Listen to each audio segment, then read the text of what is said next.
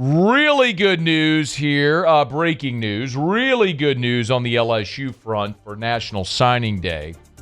Havon Finney, 4-star cornerback out of California, has officially sent in his paperwork, and he is now an LSU Tiger. This is fantastic news. So Havon Finney, if you don't know the story, was the 5-star number one cornerback in America for 2027.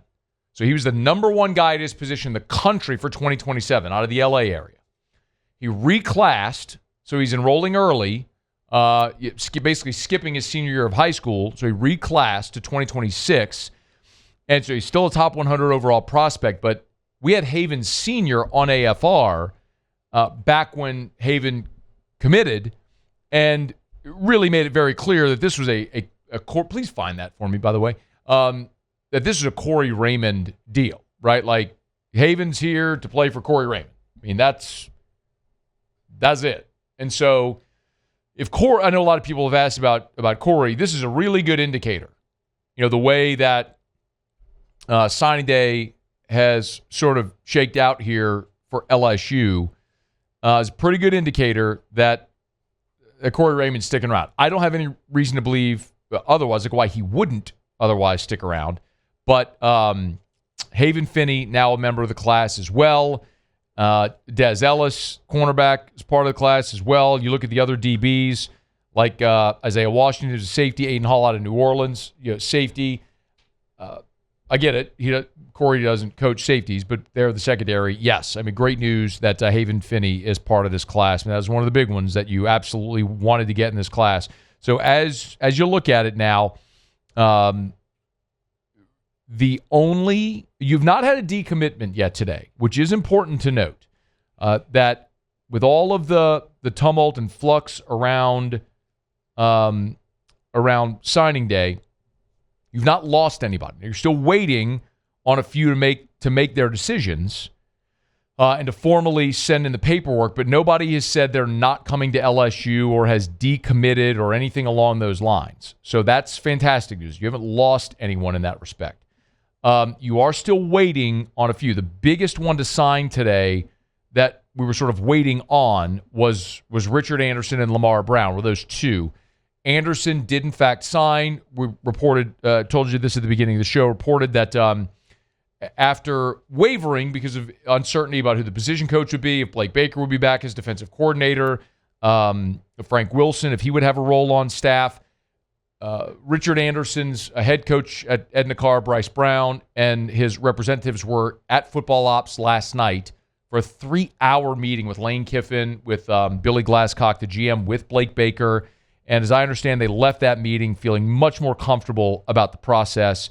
They were given, what I was told, clarity leaving that meeting. So that's fantastic. Also, I had 2 separate conversations today with folks who have had interactions in this respect with Billy Glasscock, the new GM, in the last 36 hours.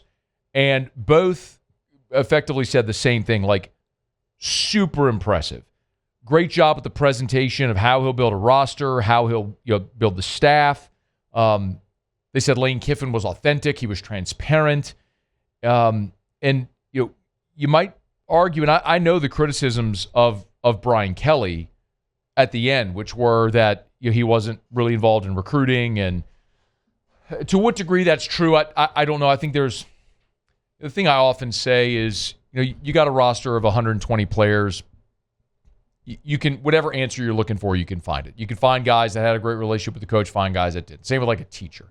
You had your favorite teacher in school, whoever that was. It had to be somebody in your class that hated your teacher. It's going to be the nature of it. But either way, whatever the case may be there, the good news is that it sounds like the guys that have come in are making a really good first impression on recruits, on some of the agents, high school coaches, parents. And that's fantastic to see. So all things good in that respect. Steve Wiltfong earlier today had I guess they're calling them Fong bombs, like a Woj bomb. but not a Woj bomb because Woj doesn't do bombs. They're Fong bombs. And he is predicting LSU to flip quarterback Landon Duckworth from South Carolina. That has not yet happened as of now, but they are predicting. Everyone's predicting that. Wiltfong was first to have it. And Steve Wiltfong was on Andy and Ari.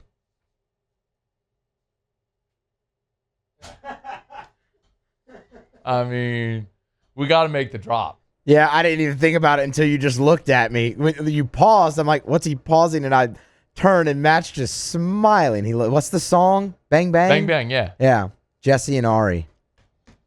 Yeah. That's Nicki Minaj's part when she's talking about Jessie J and Ariana Grande. Jesse and Ari. Andy and Ari. It's so good.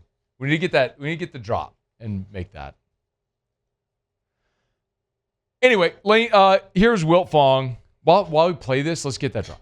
Wiltfong talking about Lane's impact as a recruiter. The bump of Lane Kiffin at LSU is going to resonate with 2027s. Now, he is not a recruiter that's a 9-inning guy, but he's as charismatic a head coach as there is in the country. So when guys sit down in front of him, he's going to make them feel at home. They're going to trust that he's going to turn LSU around with what he did at Ole Miss and some of the jobs he's had historically. He's going to be a great storyteller. He's worked for Pete Carroll, Nick Saban, and I mean, he's been around some of the best football players that college football has had over the last 25 years. And again, he's articulate in his message for the program. He's excited to be at LSU. And so with that, the Tigers are already formidable on the trail. Top 10 classes consistently. Hasn't mattered who the head coach is. You're bringing in Lane Kiffin to maximize the guys you have on your roster. It is worth mentioning that Lane Kiffin also, when he met for his introductory press conference, pull up 24. Musa added one to your folder, 24 from Monday. When Kiffin met with reporters and he was asked about signing day, remember what he said? We have big picture thinking too. So we're not reaching or we're not signing kids because they're from this school or that school or any of that stuff, okay? We're going to sign the best players that we can on Wednesday, then go to the portal, which I have zero concern about the interest of players with that. Because I know what the interest was of players nationally, come play for us where we were just at. And now when you put that with this stadium and with that logo, I mean, makes me want to go get on the phone right now. But the portal's not open. So we're not reaching. We're not signing a guy just who went to this school or that school. We're going to sign the best players, and then we're going to go ham in the portal. That's something that keeps getting underscored to me over and over again, is that LSU has a formidable war chest ready to roll for the portal. And right now, I don't know that LSU is going to finish with a top 10, top 5 class. I don't think necessarily that's their intention because they're not going to sign 20, 25 guys. Right now, they're at, with signatures in, 1, 2, 3, 4, 5, 6, 7, 8, 9, 10. There's 11 signatures in, and they're waiting on 5 more. Lamar Brown, Deuce Geralds, Trenton Henderson, Dylan Purter, Bryson Cooley. So you're talking about getting maybe to 16 or 17 if Duckworth gets in the class. So you're not signing a giant number there. You're really going to go ham in the portal in January. So stay tuned. Hey, thanks so much for watching. Please leave your comments. I love to interact. And be sure to hit the red subscribe button below.